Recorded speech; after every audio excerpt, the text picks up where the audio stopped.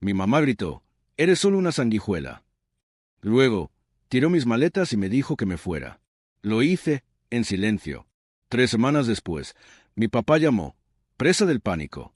¿Por qué nuestra cuenta está congelada? Solo respondí, pregunté a la sanguijuela. Entonces se desató el infierno. Oye, Reddit. Comenzó un martes, uno de esos días grises y aburridos en los que el cielo pesa y la tensión en el aire se pega a la piel. Acababa de regresar a casa después de otro día miserable en mi trabajo temporal, de esos que apenas pagan lo suficiente para cubrir la gasolina y mucho menos préstamos estudiantiles o alimentos. Todavía vivía con mis padres a los 26 años, no porque fuera perezoso o sin dirección, sino porque la vida había decidido ponerme todo en mi contra temprano.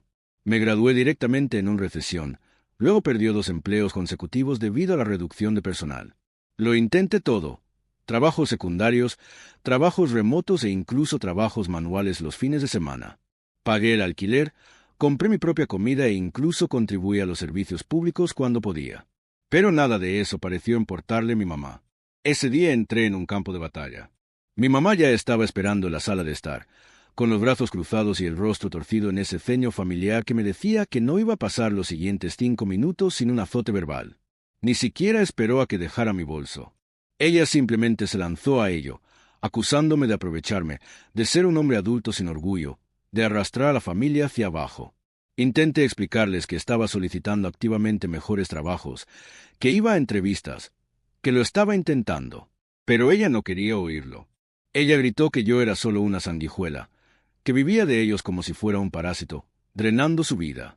Luego, con un movimiento furioso, agarró la bolsa de lona que siempre guardaba junto al armario, llena de ropa de emergencia, y la arrojó por la puerta principal como si fuera un trozo de basura. Mi papá no dijo una palabra. Se sentó a la mesa del comedor, fingiendo leer el periódico, con los nudillos blancos mientras agarraba los bordes. Lo miré a los ojos por un segundo, solo un segundo, y en ese momento supe que no podía quedarme. No quedaba nada por lo que luchar, ni un hogar al que aferrarse, ni calor en esa casa.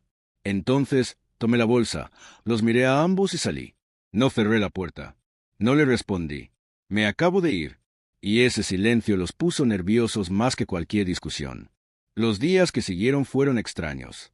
Había una especie de paz al estar lejos de esa casa, incluso si estaba durmiendo en el sofá de un amigo sin ningún plan real. Me levantaba temprano, solicitaba empleo, salía a caminar para aclarar mi mente y finalmente me permitía respirar por primera vez en meses. No estaba caminando sobre cáscaras de huevo. No me miraban furiosamente durante la cena ni me miraban de reojo durante los comerciales donde personas exitosas compraban casas o conducían autos de lujo. Mi amigo Caleb no entrometió mucho. Simplemente me entregó una manta y una llave de repuesto y me dejó en paz. A veces hablábamos, sobre todo sobre música o recuerdos de la vieja escuela, pero no sobre mi mamá o mi papá. Ese tema me pareció radiactivo, como si incluso mencionarlo me hiciera volverme loco. Pero en el fondo, una furia silenciosa estaba creciendo. Seguí preguntándome, ¿cómo terminé siendo tratado como el problema en una casa donde no hice más que intentarlo? Lo que realmente me rompió no fueron las palabras que gritó mi mamá. Fueron los años detrás de ellos, los años que pasé siendo el confiable. El hijo que arregló sus teléfonos, manejó sus facturas en línea, configuró sus cuentas de transmisión, imprimió sus boletos, les enseñó a enviar correos electrónicos y nunca pidió elogios. No fui de fiesta. No traje problemas a la casa. Simplemente mantuve la cabeza gacha e hice lo que pensé que era correcto. Y, sin embargo, de alguna manera, todavía me veían como una carga. Cuando mi hermano menor chocó su auto borracho el año pasado, lo sacaron bajo fianza y dijeron, «Los niños cometen errores». Cuando mi hermana mayor abandonó la universidad y vivió en 3 ciudades diferentes en un año, ellos la apoyaron y persiguieron sus sueños. Pero yo, a mí me llamaron sanguijuela por necesitar tiempo para recuperarme después de haber sido masticado y escupido por un sistema que promete oportunidades pero ofrece decepciones. Entonces, mientras ellos dormían profundamente en su ignorancia, tomé las medidas silenciosas necesarias para desenredarme de sus vidas. Inicié sesión en nuestra cuenta bancaria compartida. Sí, compartido. Cuando regresé a casa, mi papá quería que yo, para ayudarlo a administrar las facturas, me convertí en secundario en la cuenta con acceso completo. Su objetivo era facilitar las cosas, y durante años así fue.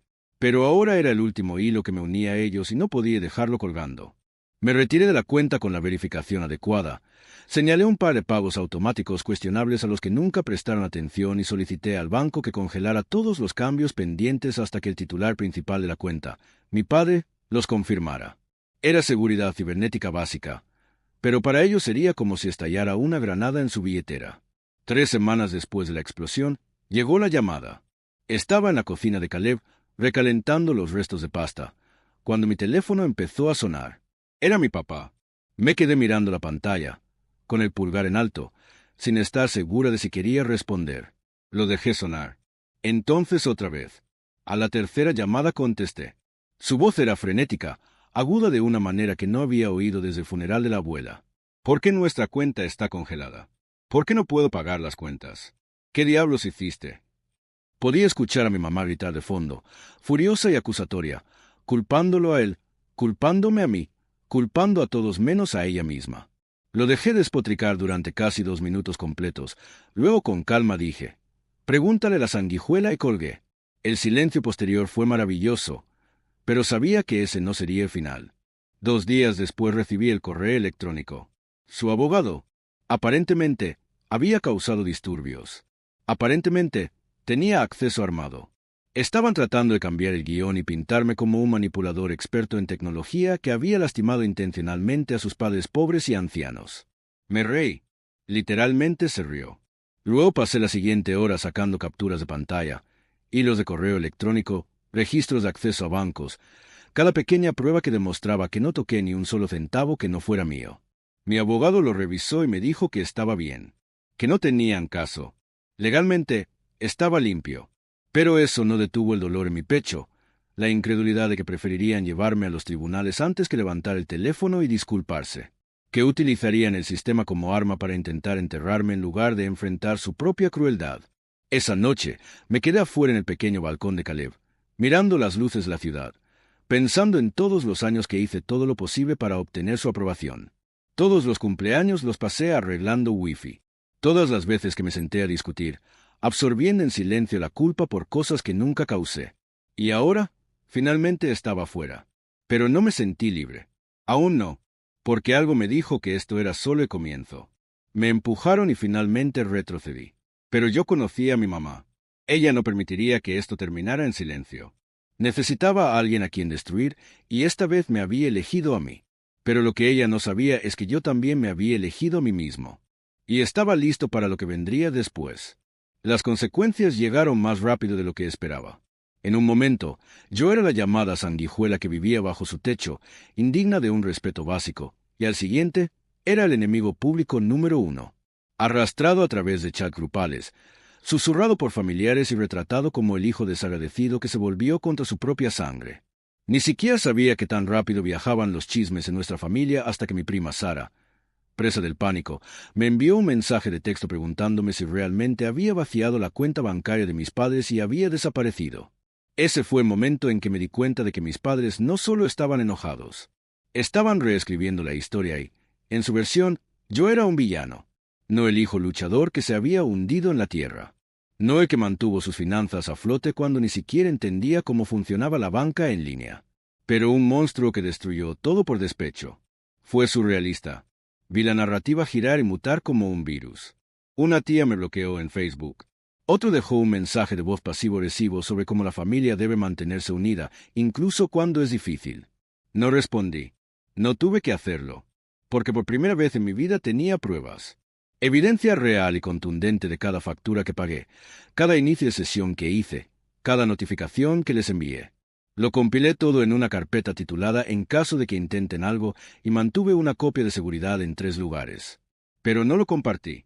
Aún no, porque mientras ellos estaban ocupados tejiendo su red de mentiras, yo tenía algo mejor que la venganza. Tenía dirección. Y finalmente había conseguido un trabajo. Tampoco era un trabajo cualquiera. Era un puesto de TI sólido en una empresa mediana. Nada glamoroso, pero estable. Seguro y exactamente por lo que había estado trabajando, acepté la oferta con una sonrisa tranquila. Empaqué el sofá de Caleb y me mudé a un apartamento pequeño pero decente con el espacio justo para mi computadora, un colchón y una mesa. No era mucho, pero era mío, nadie podía echarme de él. Nadie podía llamarme una carga a mi propia casa, y mientras estaba en esa sala de estar vacía mi primera noche rodeada de silencio, me di cuenta de que esta era la paz, no del tipo que viene de la gente que te tolera, sino del tipo que construyes para ti mismo cuando el mundo te da la espalda y sigues caminando de todos modos. Mientras tanto, mis padres estaban implosionando. Ni siquiera tuve que preguntar. La noticia se extendió rápido. La cuenta comercial de mi padre había sido vinculada a la cuenta personal congelada y sin acceso. Había perdido 2 pagos a proveedores. Su línea de crédito fue marcada. El contrato de arrendamiento de su automóvil fue rechazado. Estaban luchando, ahogándose en la confusión y todavía demasiado orgullosos para admitir que el lío en el que estaban era en parte obra suya. Nunca llamaron para disculparse. Nunca preguntaron si estaba bien. Pero un día algo cambió.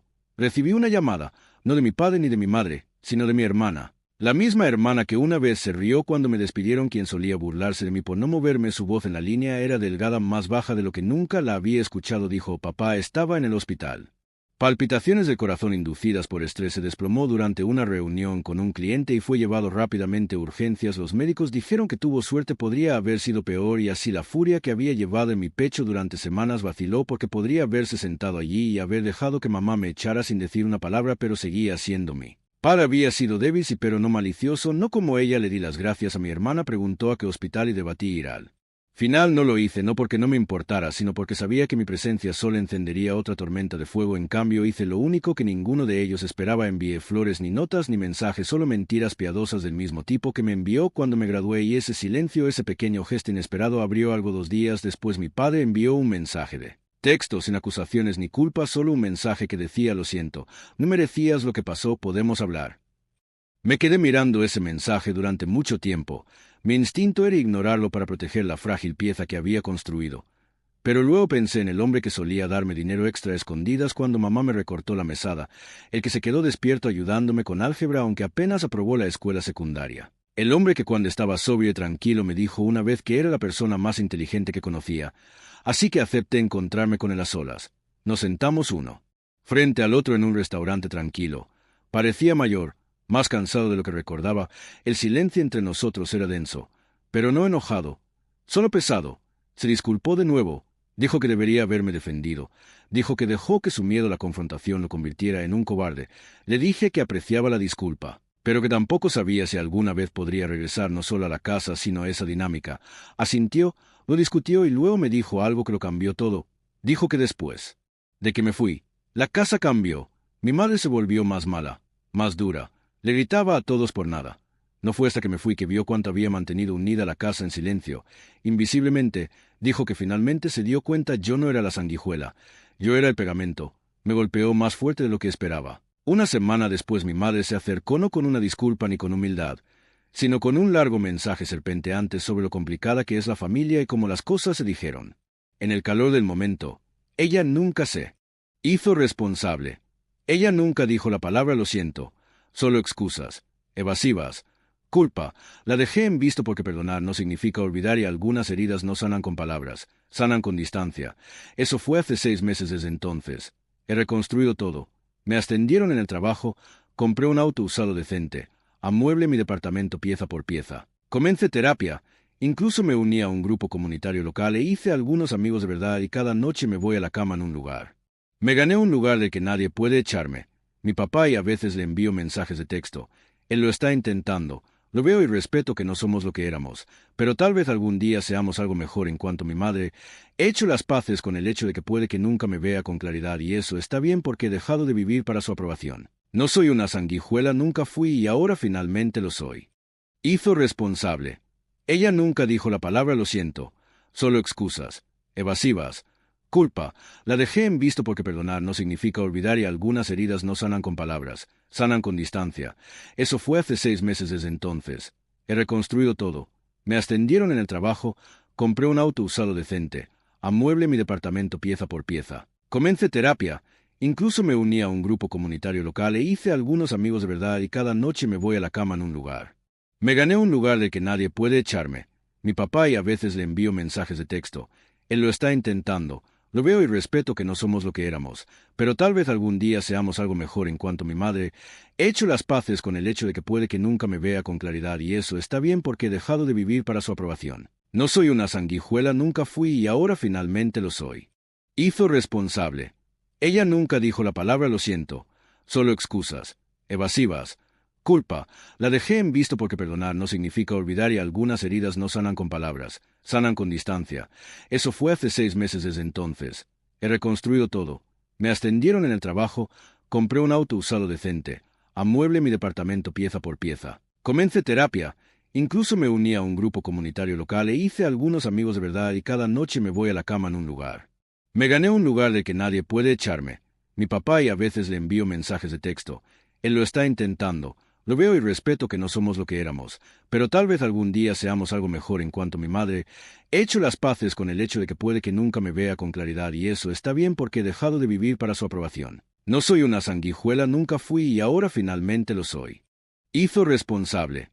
Ella nunca dijo la palabra lo siento, solo excusas, evasivas.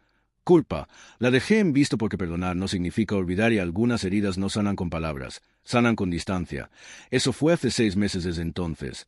He reconstruido todo. Me ascendieron en el trabajo, compré un auto usado decente, amueble mi departamento pieza por pieza. Comencé terapia, incluso me uní a un grupo comunitario local e hice algunos amigos de verdad y cada noche me voy a la cama en un lugar. Me gané un lugar del que nadie puede echarme. Mi papá y a veces le envío mensajes de texto. Él lo está intentando. Lo veo y respeto que no somos lo que éramos, pero tal vez algún día seamos algo mejor en cuanto a mi madre. He hecho las paces con el hecho de que puede que nunca me vea con claridad y eso está bien porque he dejado de vivir para su aprobación. No soy una sanguijuela, nunca fui y ahora finalmente lo soy. Hizo responsable. Ella nunca dijo la palabra lo siento, solo excusas, evasivas.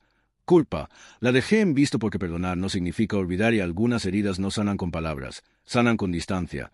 Eso fue hace 6 meses desde entonces. He reconstruido todo.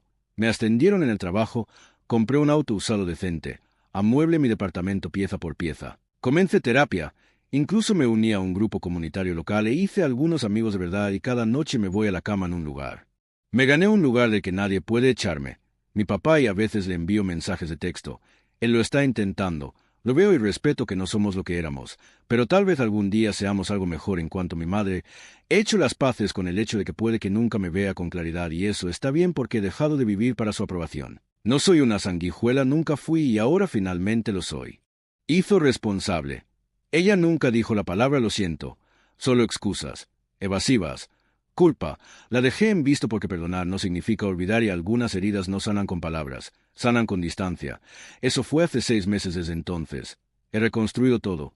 Me ascendieron en el trabajo, compré un auto usado decente, amueble mi departamento pieza por pieza. Comencé terapia, incluso me uní a un grupo comunitario local e hice algunos amigos de verdad y cada noche me voy a la cama en un lugar. Me gané un lugar del que nadie puede echarme. Mi papá y a veces le envío mensajes de texto. Él lo está intentando. Lo veo y respeto que no somos lo que éramos, pero tal vez algún día seamos algo mejor en cuanto a mi madre. He hecho las paces con el hecho de que puede que nunca me vea con claridad y eso está bien porque he dejado de vivir para su aprobación. No soy una sanguijuela, nunca fui y ahora finalmente lo soy. Hizo responsable. Ella nunca dijo la palabra lo siento, solo excusas, evasivas. Culpa, la dejé en visto porque perdonar no significa olvidar y algunas heridas no sanan con palabras, sanan con distancia. Eso fue hace 6 meses desde entonces. He reconstruido todo. Me ascendieron en el trabajo, compré un auto usado decente, amueble mi departamento pieza por pieza. Comencé terapia, incluso me uní a un grupo comunitario local e hice algunos amigos de verdad y cada noche me voy a la cama en un lugar. Me gané un lugar del que nadie puede echarme. Mi papá y a veces le envío mensajes de texto. Él lo está intentando. Lo veo y respeto que no somos lo que éramos, pero tal vez algún día seamos algo mejor en cuanto a mi madre. He hecho las paces con el hecho de que puede que nunca me vea con claridad y eso está bien porque he dejado de vivir para su aprobación. No soy una sanguijuela, nunca fui y ahora finalmente lo soy.